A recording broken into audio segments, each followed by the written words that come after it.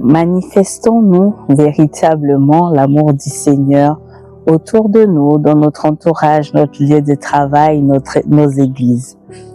Et oui, il y a une parole du Seigneur qui nous dit. La parole qui nous interpelle aujourd'hui se trouve dans le livre de Jean, au verset 20. Je lis la parole du Seigneur. Souvenez-vous de ce que je vous ai dit. Le serviteur n'est pas plus important que son maître. Les gens m'ont fait souffrir et ils chercheront à vous faire souffrir aussi. Ils n'ont pas obéi à mes paroles et ils n'obéiront pas non plus aux vôtres. Amen. Amen. On peut glorifier le nom du Seigneur. J'espère que vous vous portez tous parfaitement bien par la grâce de notre Dieu. Alléluia. Amen, amen, amen. Je viens tout simplement ce matin m'adresser aux chercheurs de Dieu, aux guerriers, aux guerrières dans le Seigneur. Tout simplement parce que l'Éternel est celui-là qui nous connaît le mieux et on ne peut mieux apprendre qu'au travers de la parole de notre Seigneur. Amen. Il y a souvent parfois des situations qui se passent dans nos vies ou dans nos églises où on trouve ça assez difficile, où parfois on se sent même oppressé ou acculé par des comportements qu'on a pu vivre, qu'on a pu subir des autres. Donc, raison pour laquelle aujourd'hui, ce qui va nous intéresser n'est pas de savoir ce qui se passe dans la vie de ces personnes-là qui nous offensent ou nous oppressent. Non. Aujourd'hui, on va parler de la vie des enfants qui n'ont que Dieu pour socle. Donc, quel comportement adoptes-tu lorsque tu traverses ce genre de situation où tu te sens acculé? L'Éternel nous a rappelé dans sa parole que ce que lui, il a subi, nous aussi, nous allons le subir. Donc, je viens parler à un véritable guerrier, mais vraiment en toute humilité, parce que moi non plus, je ne maîtrise rien. Celui qui maîtrise tout, c'est le Seigneur et il nous parle au travers de sa parole. C'est vraiment de garder nos regards fixés sur l'Éternel en toutes circonstances, quel que soit ce qui peut se passer dans nos vies. Et quelle attitude avons-nous face à ces choses parfois très difficiles qui peuvent se passer dans nos vies? Pour ma part, je connais pas mal, j'ai connu pas mal et je continue de connaître pas mal ce genre de situation. Et l'Éternel nous demande d'aimer sans condition. L'Éternel nous donne ici un ordre d'aimer sans condition et de nous référer toujours à sa parole en tout temps. On ne va pas s'intéresser aux personnes qui nous frustrent, aux personnes qui nous offensent, parce que eux, ils vont porter leur croix. L'Éternel a dit, celui qui veut me suivre, que lui-même, il porte sa croix. Et on bénit le nom du Seigneur. Bénit le nom du Seigneur pour toutes choses. On va parler ici à ceux-là qui se sont acculés ou à ceux-là qui se sont oppressés.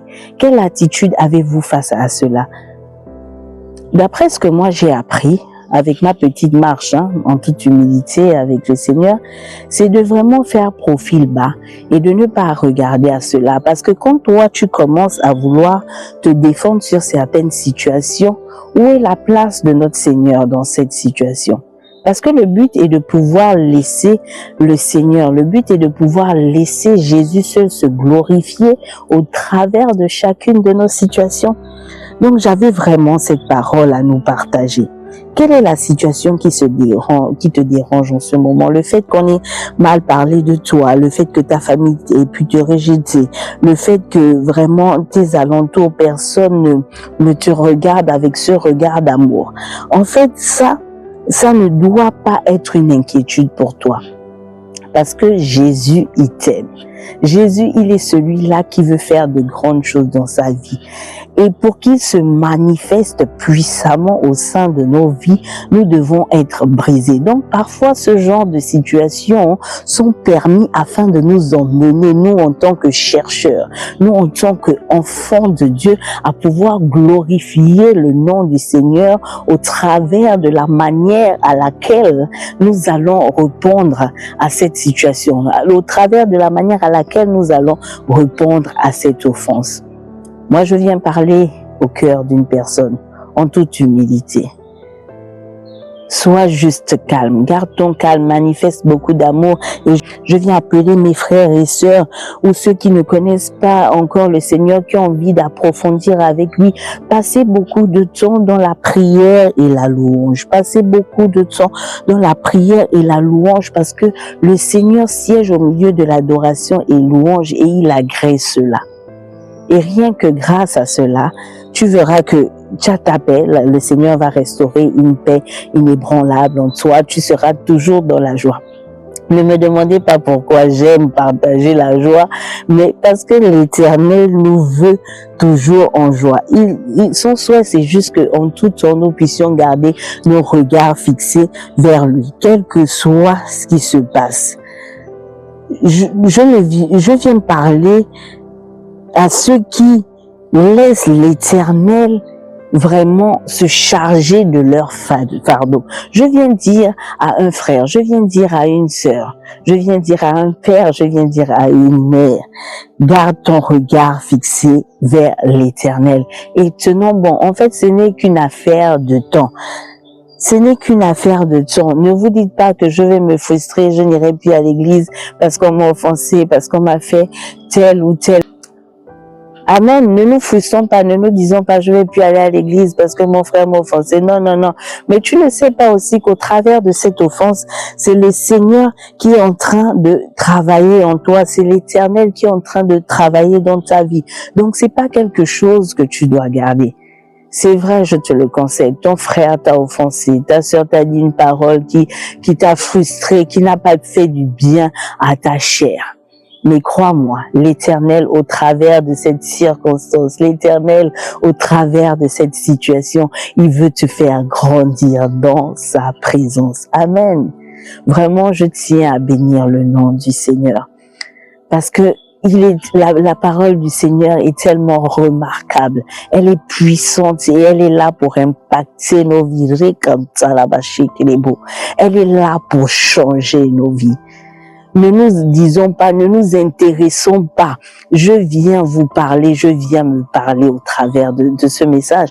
Ne nous intéressons pas à ce que les frères ou les sœurs ont pu dire de nous, à la manière à laquelle eux, ils ont pu nous parler. Nous, ce qui doit nous intéresser ici, c'est de manifester, c'est de manifester l'attitude du royaume, pardon. Le Seigneur m'a dit, je dois aimer mon prochain comme lui-même. C'est tout ce sur quoi nous devons nous appuyer sur sa parole. Donc, tu libères un amour inconditionnel. Oui, certes, mon frère m'a offensé, mais Seigneur, ça, il va régler ça avec toi. Et Père, j'ai eu mal, papa. J'ai eu mal, ça veut dire que c'est en moi où il y a quelque chose qui ne va pas. Donc, il faut d'abord nous-mêmes être guéris afin de pouvoir emmener aussi les autres à la guérison. Quand bien même que nous pouvons juste prier pour eux. Ça, c'est ce qu'il y a, c'est ce que la sagesse nous demande, de prier pour nos frères et sœurs. Et nous témoignons tout notre amour et allons juste au cœur du Père et dire, Père, j'ai mal, viens faire quelque chose pour moi, viens penser ma blessure. Amen. Vraiment que l'Éternel soit glorifié au travers de sa parole. Au nom puissant de Jésus, Adonai, je te prie de bénir toute personne qui passe par là. Merci, Père éternel, parce que toi seul as le pouvoir et la capacité de changer, de restaurer les vies, de sonder les cœurs. Père, donne-nous par ton esprit, Père éternel, de pouvoir t'expérimenter encore plus, de manifester ton amour autour de nous et d'être des disciples selon ton cœur, des hommes et des femmes qui te craignent dans le nom puissant de Jésus. Merci pour cette huile nouvelle sur nos têtes, merci pour cette onction particulière dans nos vies. Nous bénissons ton nom puissant dans le nom de Jésus. Amen, amen, amen. Soyez tous bénis et n'oubliez pas, l'Éternel est celui-là qui combat pour nous. L'Éternel est celui-là qui veut faire sortir de nous des nations bénies dans le nom de Jésus. Shalom, shalom, shalom et hâte de vous revoir. À très vite. Bénédiction. Okay, right.